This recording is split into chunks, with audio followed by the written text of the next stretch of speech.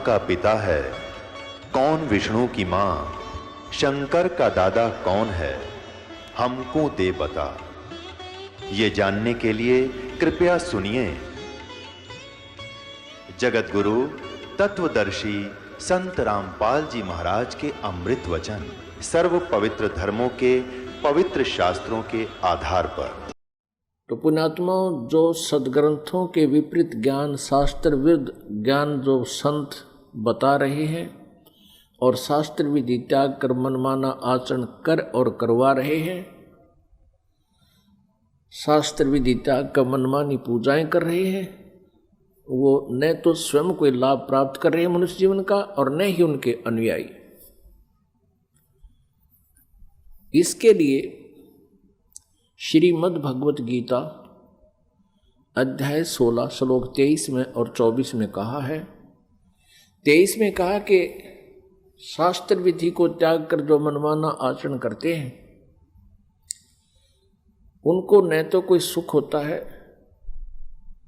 और न ही उनकी कोई गति होती है और न ही सिद्धि को प्राप्त होते हैं, अर्थात व्यर्थ।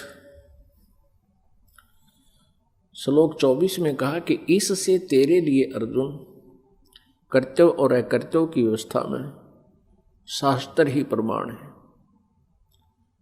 कर्तव्य माने जो शास्त्र अनुकूल साधनाएं हैं, जो साधनाएं आपने करनी चाहिए, और अकर्तव्य जो ना करने योग्य हैं, वो सदग्रंथों से ही जाना जाता है।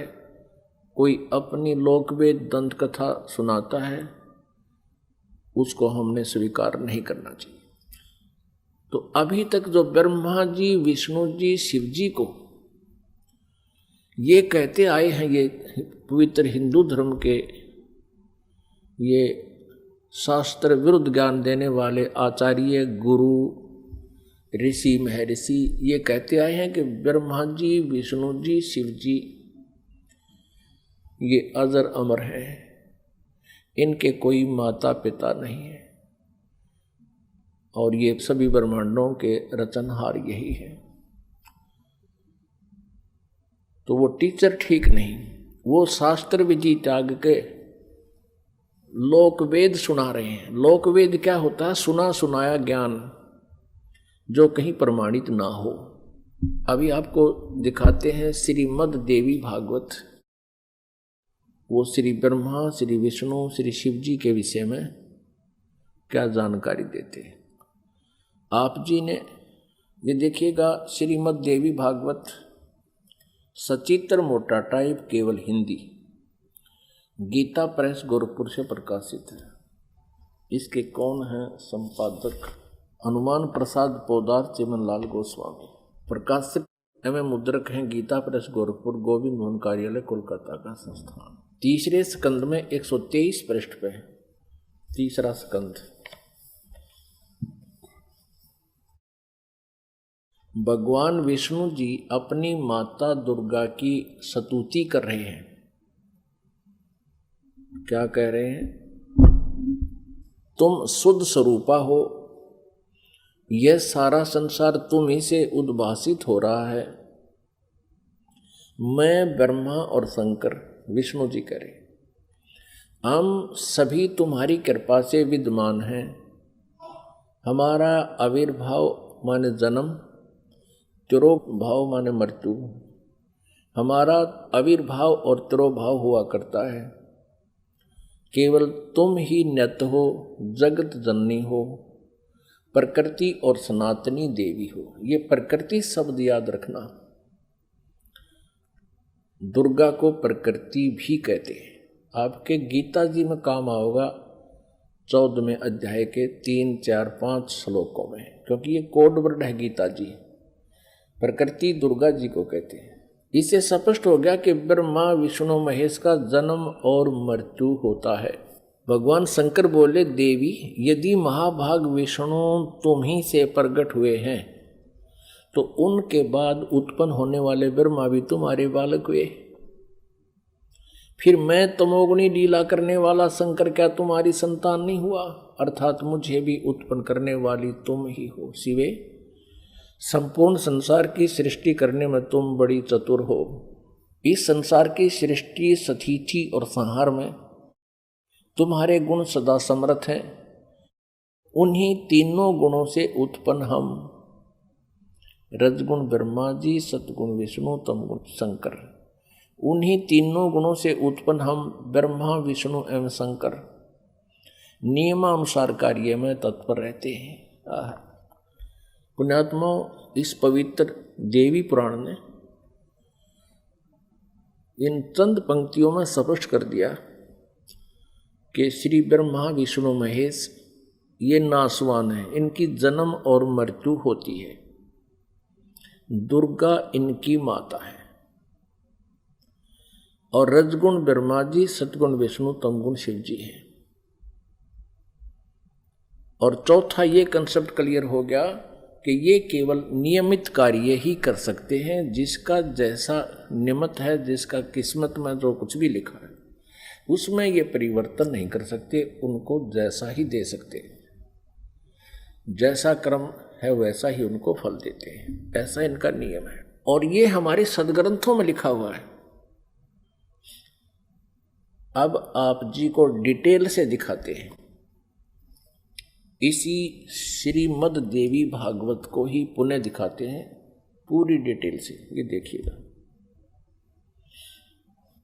ये वही श्रीमद् देवी भागवत है, गीता प्रेस गोरखपुर से प्रकाशित है।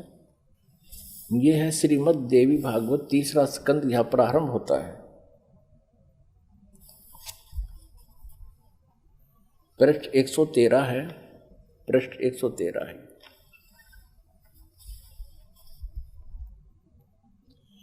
जन्मे जय ने पूछा, भगवान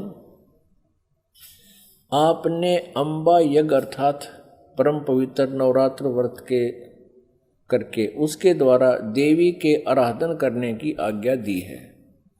अतः वे कौन देवी हैं, कैसे और कब प्रकट हुई, उनके पधारने का क्या उद्देश्य था है, तथा वे किन गुणों से विभूषित हैं।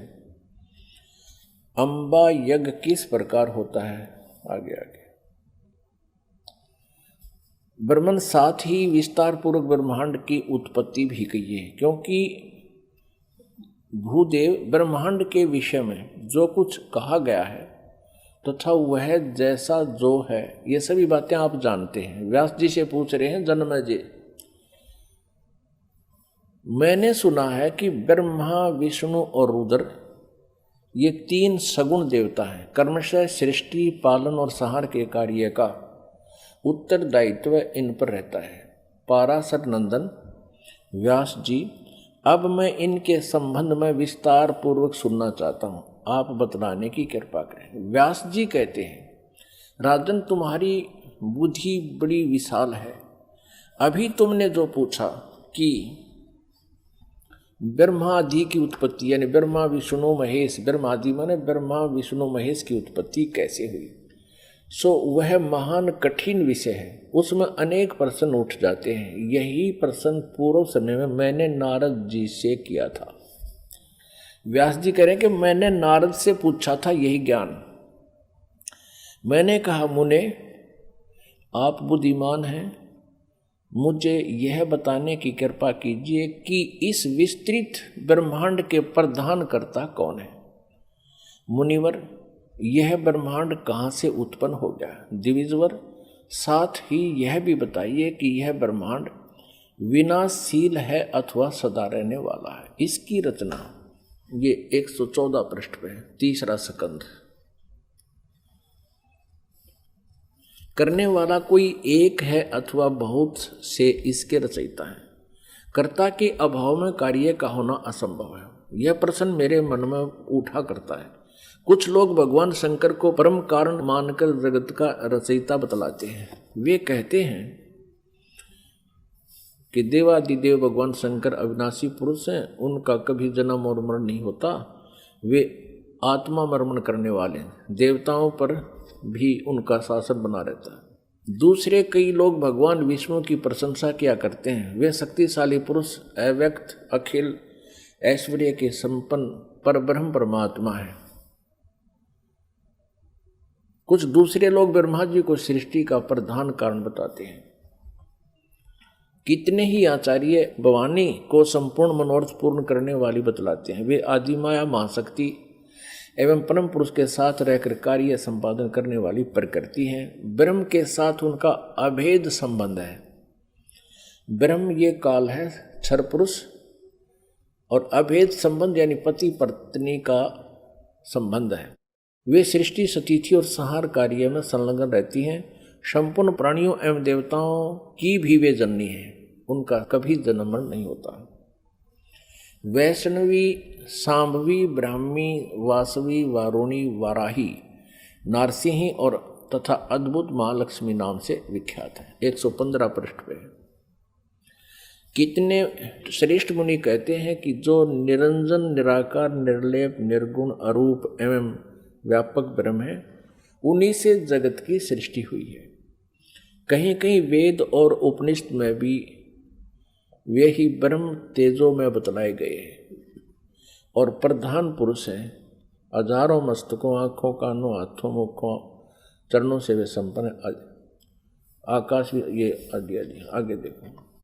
अब व्यास जी पूछ रहे थे नारद जी तक, मैंने ऐसा सुना है कोई कुछ बता रहा है, कोई कुछ बता रहा है, कोई शंकर को रचयिता, कोई विष्णु जी को रचयिता बताते। अब नारद जी कहते हैं, व्यास जी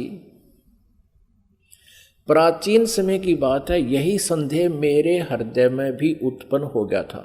तब मैं अपने पिता अमित तेजस्वी ब्रह्मा जी के स्थान पर गया और उनसे इस समय जिस विषय में तुम पूछ रहे हो उसी विषय में मैंने पूछा। मैंने कहा, पिताजी यह संपूर्ण ब्रह्मांड कहाँ से उत्पन्न हुआ? विभो, आपने सम्यक प्रकार से इसकी रचना की है, अथवा विष्णु इस विश्व के रचयिता हैं या शंकर ने इसकी सृष्टि की है।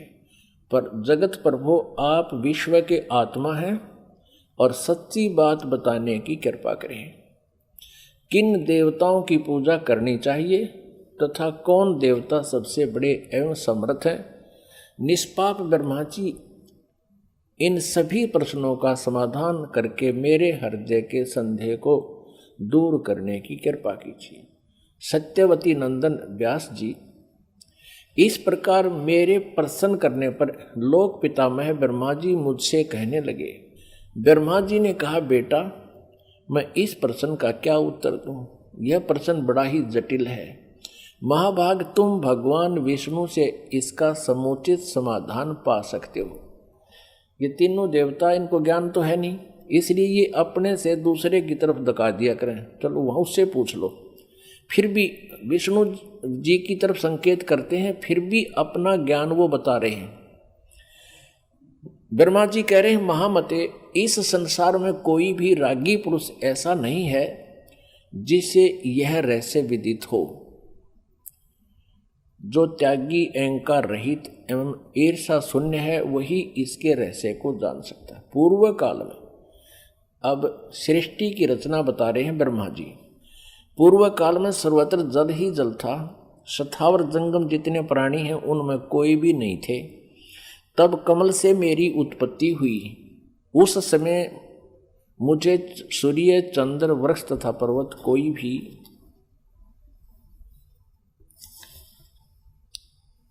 116 पृष्ठ में 3रा स्कंध देवी भागवत का दिखाई नहीं पड़े। मैं कमल की कणिका पर बैठकर विचार करने लगा, इस अगाध जल में मैं कैसे उत्पन्न हो गया, कौन मेरा रक्षक है तथा इस प्रलय काल में सृष्टि एवं संहार करने वाले कौन विशिष्ट पुरुष हैं। कहीं भी स्पष्ट रूप से भूमि भी नहीं दिखती जिस पर यह जल टिका हुआ है। यह कमल कैसे उत्पन्न हुआ, यों विचार करके मैं जल में उतरा। ब्रह्मा जी कह रहे हैं, 1000 वर्ष तक पृथ्वी का अन्वेषण करता रहा, यानी खोज करता रहा। इस पर भी मुझे उस जल का कहीं और छोर नहीं मिला। इतने में आकाशवाणी हुई, तप करो तप करो। तब मैंने तपस्या आरंभ कर दी। कमल पर बैठे ही 1000 वर्ष तक मैं तप करता रहा। फिर उसी समय सृष्टि करो, ऐसी आकाशवाणी सुनाई पड़ी। उसे सुनकर मैं बड़े आश्चर्य में पड़ गया। सोचा कि किसकी सृष्टि करूं अथवा मेरा क्या कर्तव्य है। उसी समय मधु और कैटब नाम के दो भयंकर दानव राक्षस सामने आ गए।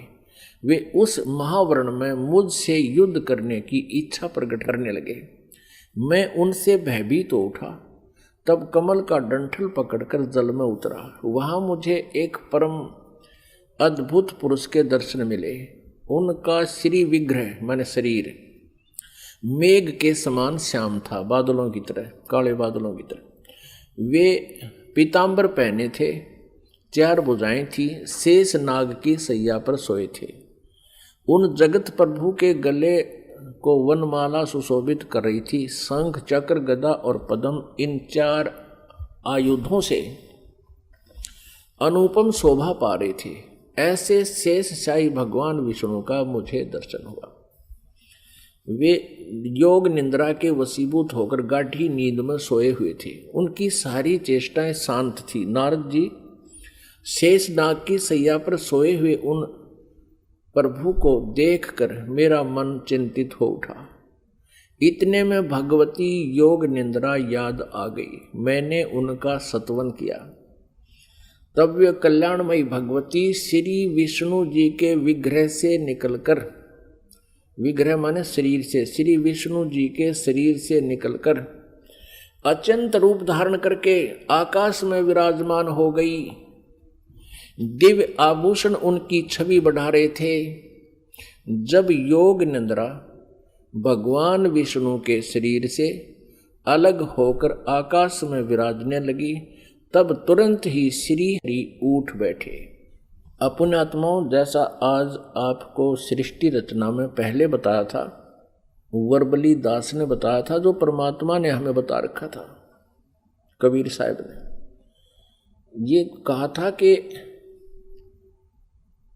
दुर्गा ब्रह्मा जी, विष्णु जी और शिव जी की माता है, श्री देवी, और ये काल ज्योति निरंजन इनका पिता है। ये क्या करते हैं? इन तीनों बच्चों की उत्पत्ति करते हैं। ये काल यानी ब्रह्म, सर्वपुरुष भी कहते हैं इसको, सर्वब्रह्म भी कहते हैं। सर्वब्रह्म और ये दुर्गा जी, इन दोनों के पति पत्नी व्यवहार से श्री ब्रह्मा जी, श्री विष्णु जी, श्री शिव जी की उत्पत्ति होती है, जन्म होता है। और ये क्या करते हैं? इनको बाल्यावस्था से ही कोमा में कर देते, अचेत कर देते और उनकी परवरिश जारी करते हैं। जब ये युवा होते हैं तो इनको सचेत कर देते। अब ये दुर्गा अन्य रूप धारण करके प्रेतवत, प्रेतनी की तरह विष्णु जी के शरीर में प्रवेश करके इनको बेहोश किए हुए थी। ऐसे ही ब्रह्मा जी को ये कमल के फूल पर रख दिया और तब तक ये अचेत था, कोमा में डाल रखा था। ये खुद कहता मुझे पता नहीं मैं कमल के फूल पर कहां से उत्पन्न हो गया, मेरा कौन जनक है। अब नीचे उतरा तो देखा विष्णु जी बेहोश पड़े थे वो, और उसमें से जब वो दुर्गा निकल गई, बाहर आई, तो वो सचेत हो गए।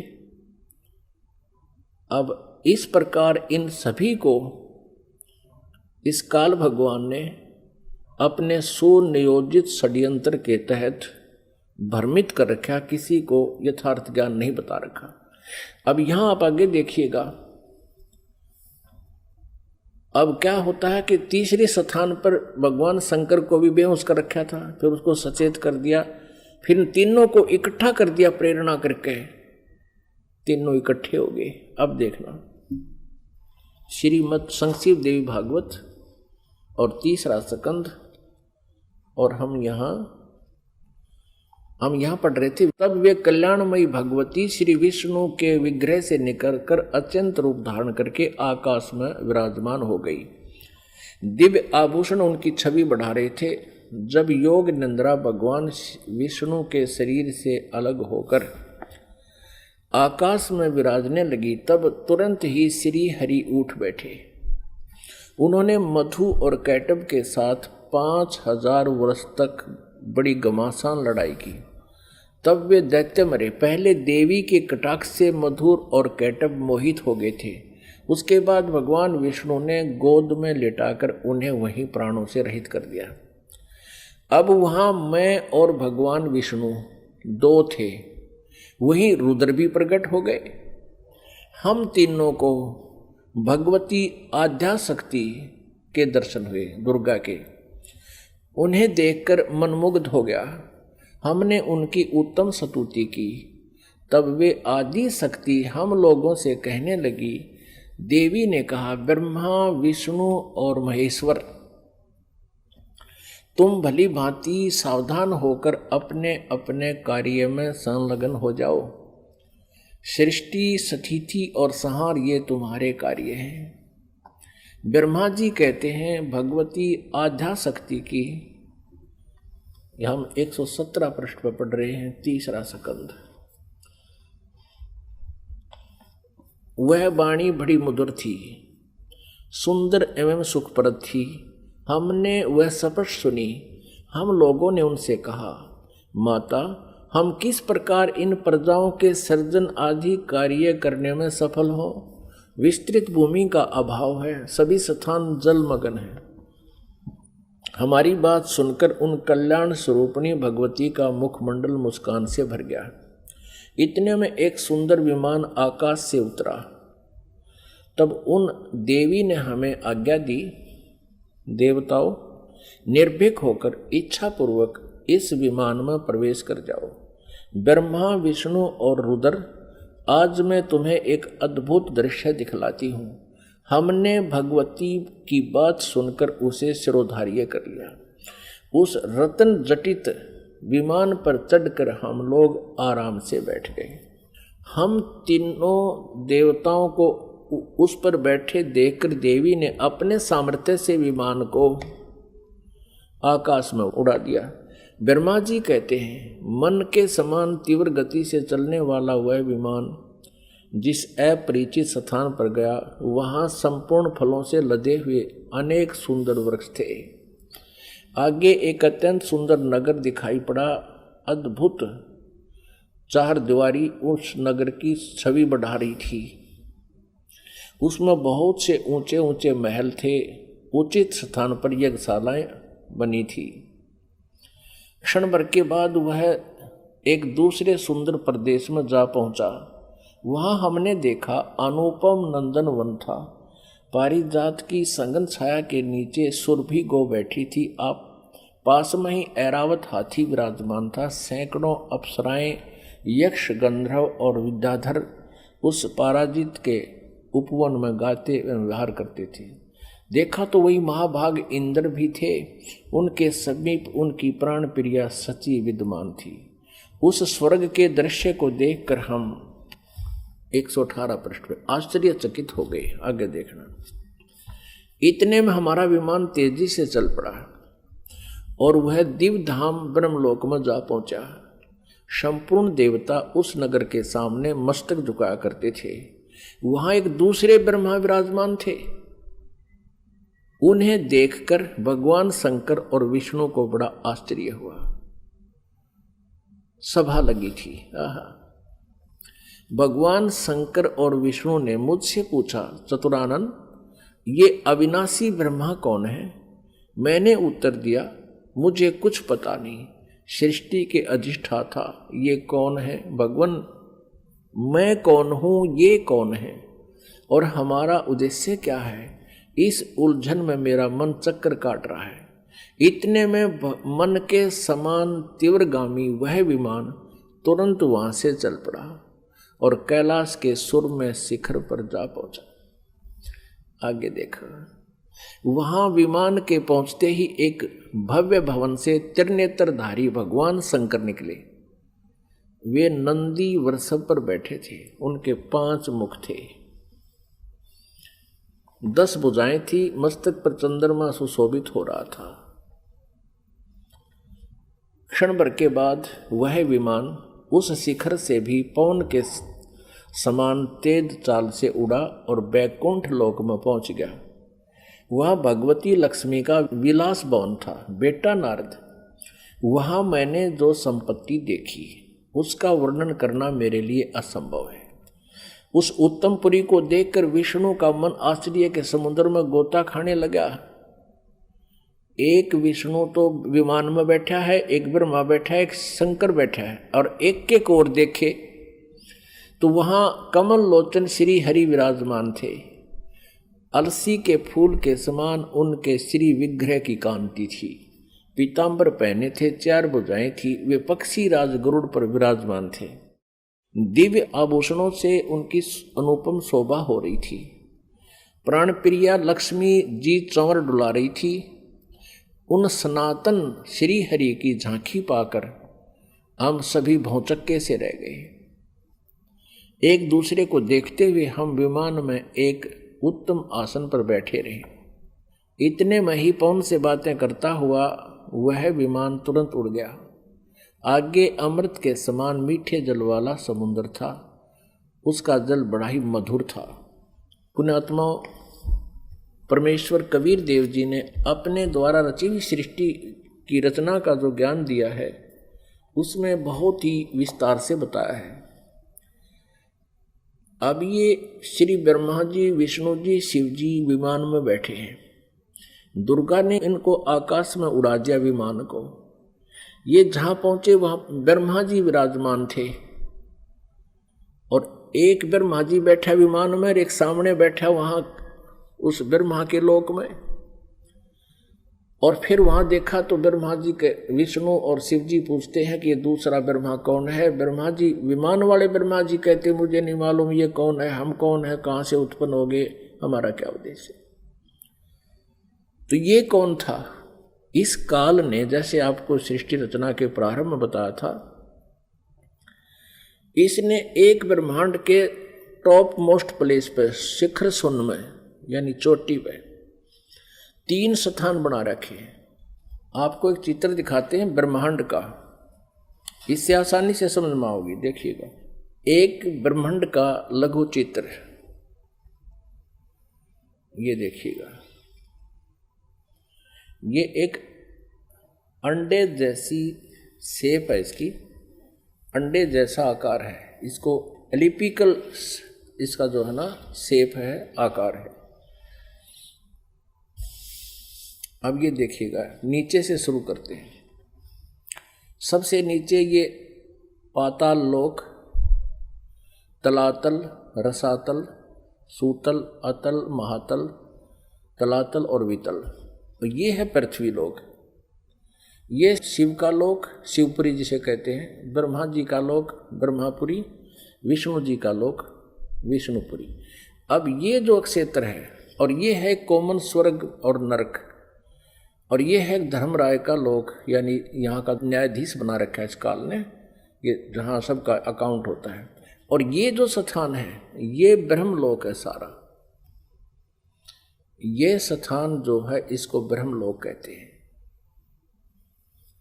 एक ये स्वर्ग है, इसमें भी एक इंद्र हो रहता है। ये इंद्र अलग है और इसलिए इसको महा इंद्र कहा है। ये इसमें क्या कर रखा है, ये एक महास्वर्ग है।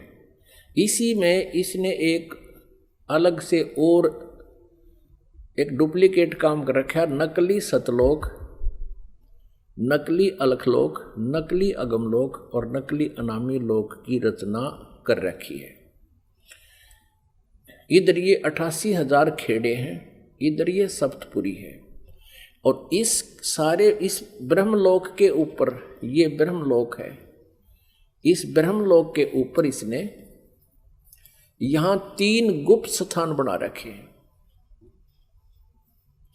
आपको बताया था कि एक ये रजोगुण प्रधान क्षेत्र है, इसमें ये काल सरपुरुष स्वयं ब्रह्मा रूप धारण करके रहता है और साथ में अपनी पत्नी दुर्गा को सावित्री रूप में रखता है।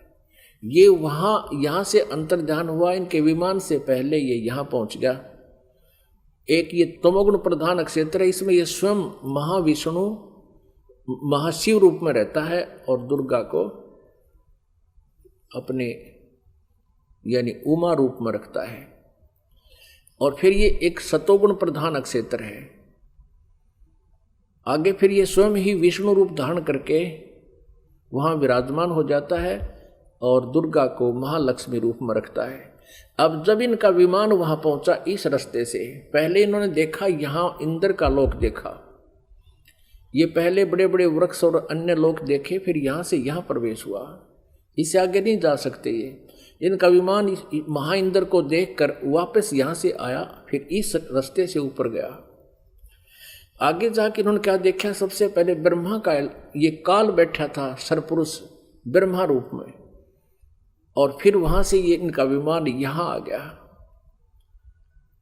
इस वहां इन्होंने एक शंकर जी और देखा, ये काल था, स्वयं सरपुरुष ने अपना अलग से वहां 3 रूप धारण किए, और फिर ये विष्णु लोक में आ गए।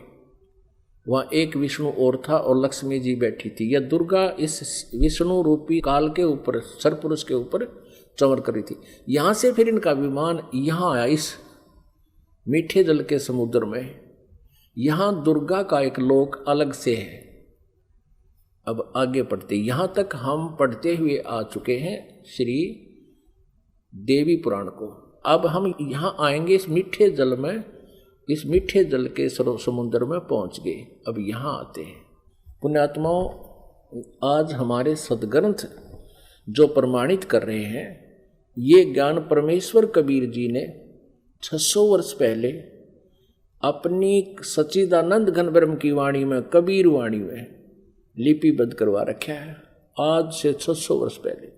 और आज इन सदग्रंथों में हमें सत्य हो रहा है। तो इससे सिद्ध है कि पूर्ण परमात्मा कबीर जी हैं, जिन्होंने पहले ही ये ज्ञान हमें दे रखा था और हमारे सदग्रंथों में विद्यमान है। अब हम कहाँ तक पढ़ते हुए आगे कि इन तीनों ये विमान में बैठे हैं, ब्रह्मा विष्णु शिव जी, और दुर्गा ने अपनी शक्ति से विमान को आकाश में उड़ा दिया। पहले वो पहुँचे ब्रह्मा जी के लोक में, वह इस काल के उस स्थान पर पहुंचे जो रजोगुण प्रधान है। वहां यह स्वयं ही सरपुरुष यानी काल ब्रह्म स्वयं ही ब्रह्मा रूप धारण करके विराजमान था। आगे फिर गए तो इस शंकर रूप में विराजमान था, आगे गए तो ये विष्णु रूप में विराजमान था। फिर वहां से इनका विमान कहाँ गया, ये सारा इसलिए किया गया था कि कहीं ये अपने आप को भगवान ना मान बैठे, इनका भ्रम निवारण कर दें। अब देखना, ये देवी भागवत चल रहा है, श्रीमद् देवी भागवत गीता प्रेस गोरखपुर से प्रकाशित है। ये वही पुस्तक है जो आपको पहले दिखाई थी। हमने यहाँ तक पढ़ लिया, हमने ये पढ़ा 118 पे। इतने में हमारा विमान तेजी से चल पड़ा और एक दिव्य धाम ब्रह्म लोक में जा पहुंचा। वहां पर एक दूसरे ब्रह्मा विराजमान थे। एक तो विमान में बैठा है, एक वहां विराजमान था दूसरा, वो ब्रह्म था, सरपुरुष था, वो धोखा देता है इनको, वो स्वयं ब्रह्मा रूप में वहां विराजमान था। उन्हें देखकर भगवान शंकर और विष्णु को बड़ा आश्चर्य हुआ, सभा लगी थी। भगवान शंकर और विष्णु ने मुझसे पूछा, चतुरानन ये अविनाशी ब्रह्मा कौन है? मैंने उत्तर दिया, मुझे कुछ पता नहीं। सृष्टि के अधिष्ठाता ये कौन है? भगवान मैं कौन हूँ? ये कौन है? और हमारा क्या उद्देश्य है? इस उलझन में मेरा मन चक्कर काट रहा है। इतने में मन के समान तीव्रगामी वह विमान तुरंत वहां से चल पड़ा और कैलाश के सुर में शिखर पर जा पहुंचा। वहां विमान के पहुंचते ही एक भव भवन से चरनेत्रधारी भगवान शंकर निकले। वे नंदी वृषभ पर बैठे थे। ये काल निकला वहां से, सरपुरुष। और फिर वहां से क्षण भर के बाद वह विमान उस शिखर से भी पवन के समान तेज चाल से उड़ा और बैकुंठ लोक में पहुंच गया। वहां पर कौन थे? वहां कमल लोचन श्री हरि विराजमान थे, विष्णु जी एक और यो काल बैठा था, सरब्रह्म सरपुरुष, और उसकी 4 भुजाएं थी। पक्षीराज गरुड़ पर विराजमान थे और प्राण प्रिय लक्ष्मी जी चौंच बुला रही थी। अब हम यहाँ आते हैं, नीचे देखते हैं। इतने में पवन से बातें करता हुआ वह विमान तुरंत उड़ गया। आगे अमृत के समान मीठे जल वाला समुद्र था, जिसका जल बड़ा ही मधुर था।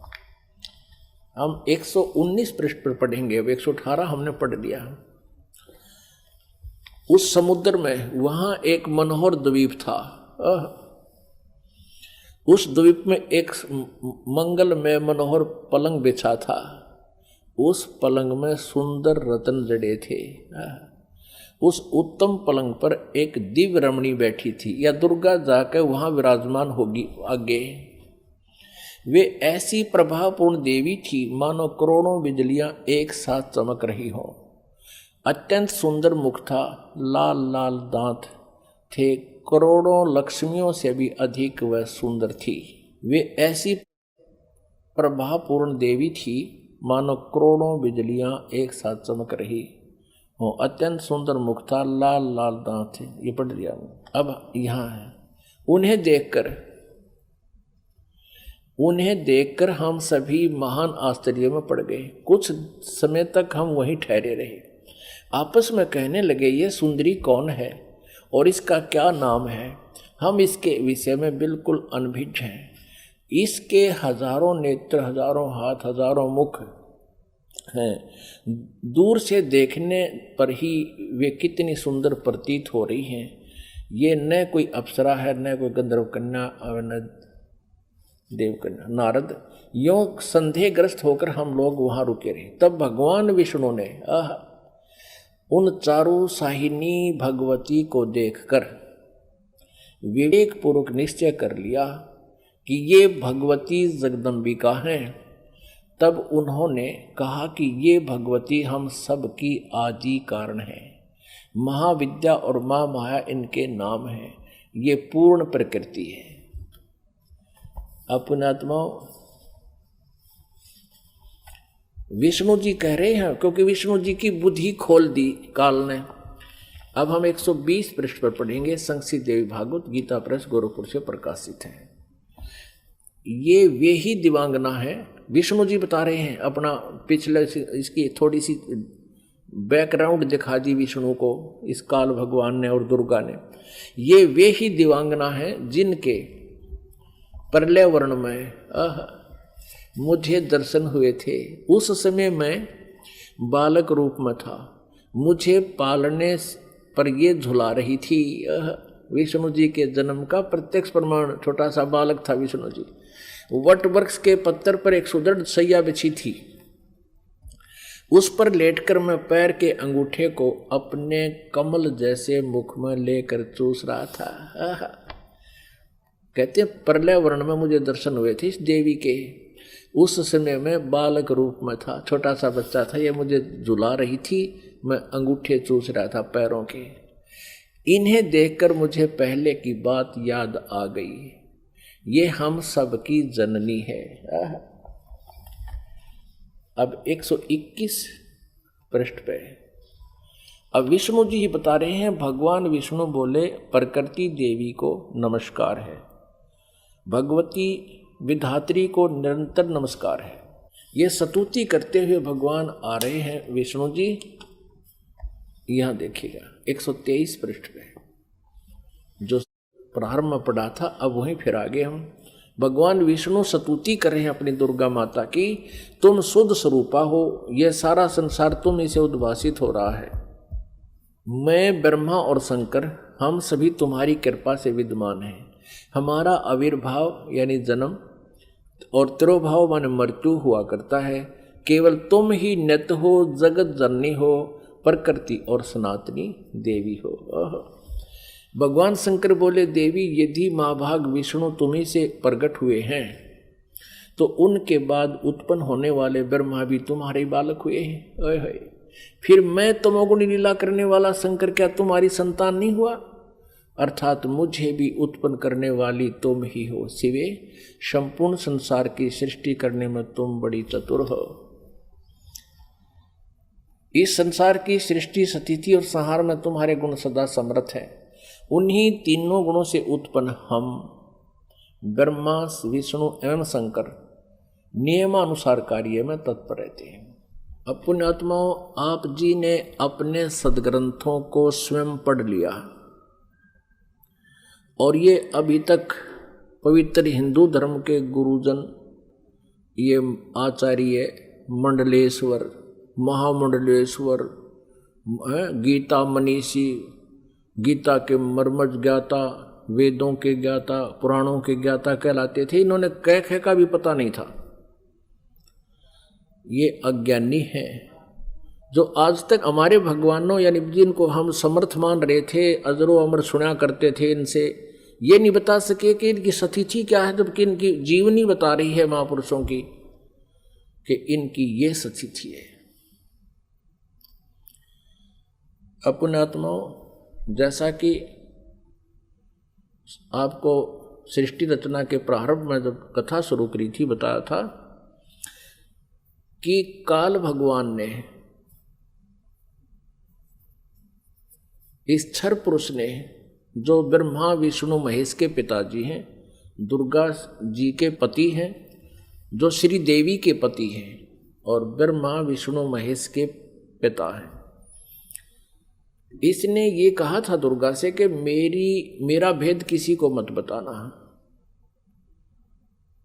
इसको बहुत सख्ती से कहा था। तो देवी ने उसी उद्देश्य से ब्रह्मा विष्णु महेश को इस क्षर पुरुष का ज्ञान नहीं दिया। अब दुर्गा से इसने कहा था कि मेरा भेद किसी को नहीं देना।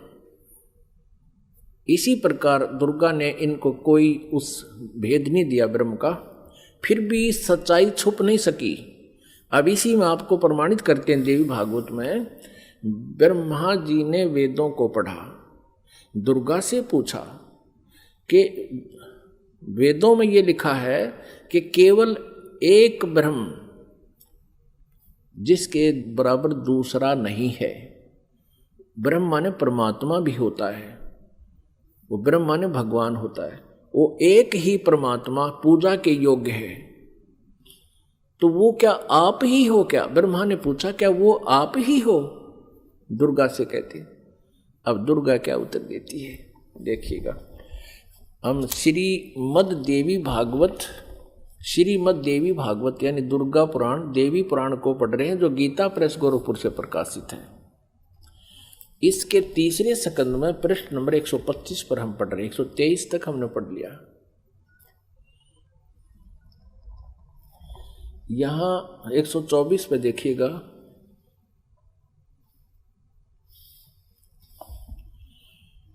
ब्रह्मा जी कहते हैं अद्भुत तेजस्वी भगवान शंकर के यों स्तुति करने पर भगवती जगदम्बिका ने अपने बात बताई। अब यहाँ ब्रह्मा जी पूछ रहे हैं, ब्रह्मा जी का प्रकरण चल रहा है।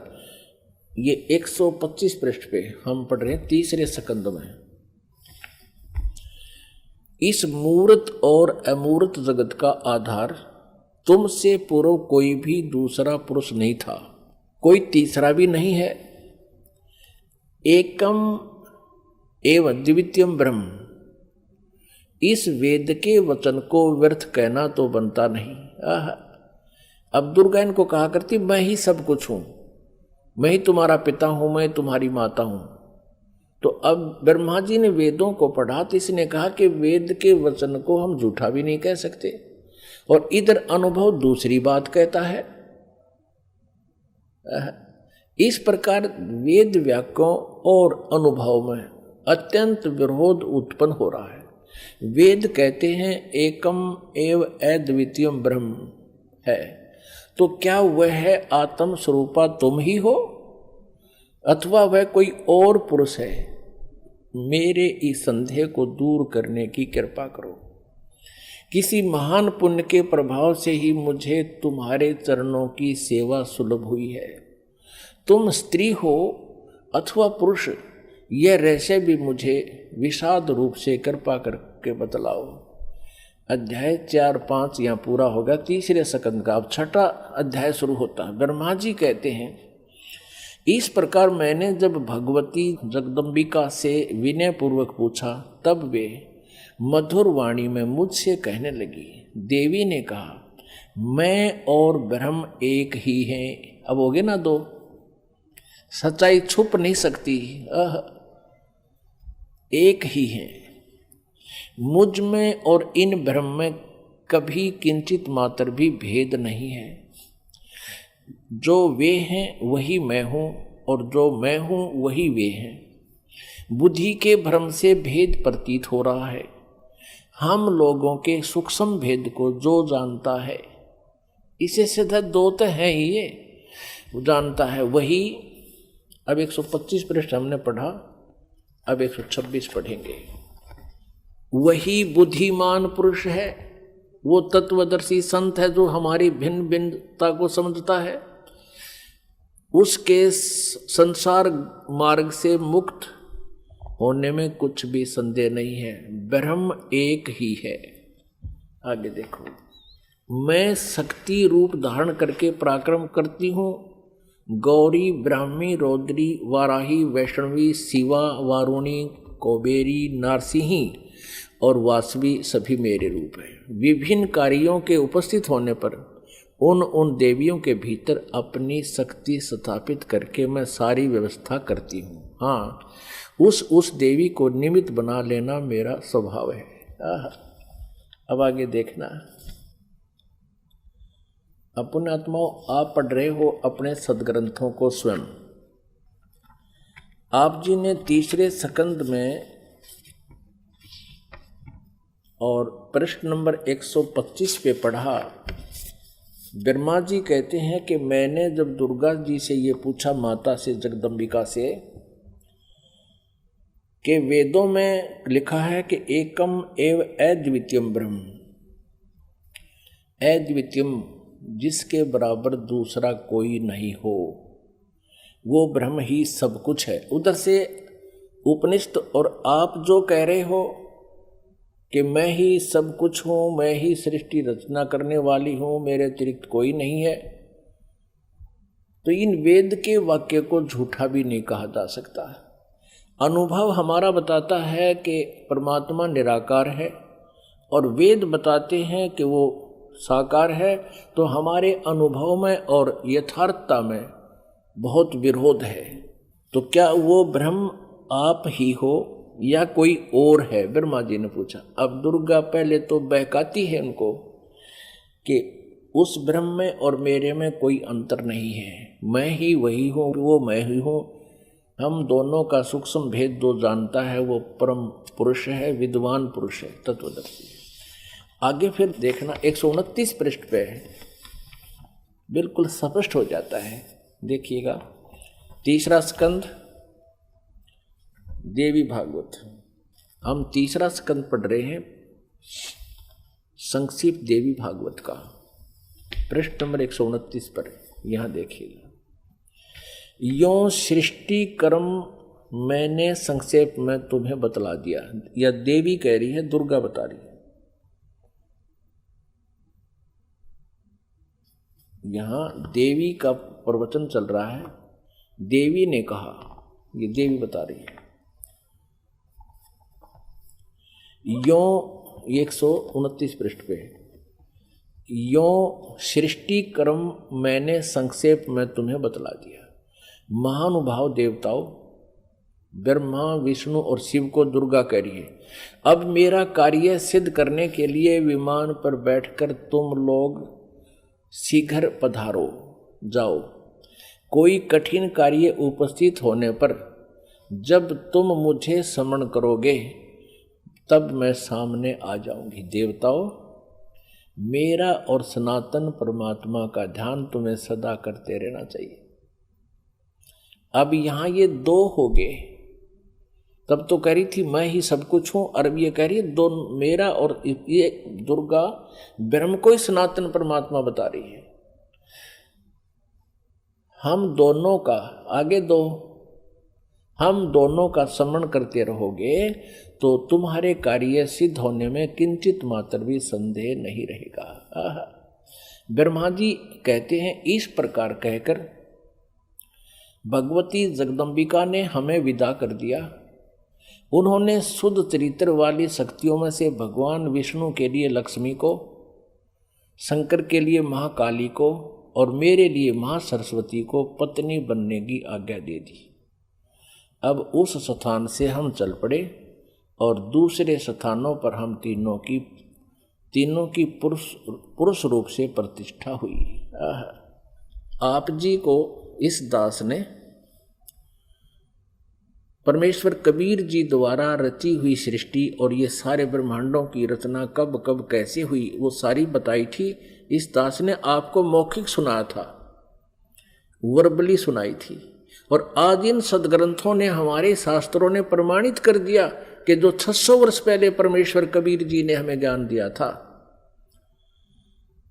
वो आज हमारे सदग्रंथों में विद्यमान है। और ये नकली गुरु आचार्य झूठे, वेद ज्ञानहीन, शास्त्रों के ज्ञान से हीन हैं और ये कहते हैं ब्रह्मा विष्णु महेश अजर व अमर हैं, इनके कोई माता पिता नहीं, ये सर्वेश्वर हैं, महेश्वर हैं। अब ये तो कंसेप्ट क्लियर हो गया दुर्गा का कि दुर्गा इनकी माता है, फाइनल हो गया। और तीनों का विवाह कर दिया दुर्गा ने, अपने ही 3 रूप बना करके। ये खुद कहती है कि मैं एक से अनेक हो जाती है ये देवी, और 3 रूप धारण करके इसने तीनों पुत्रों का विवाह कर दिया।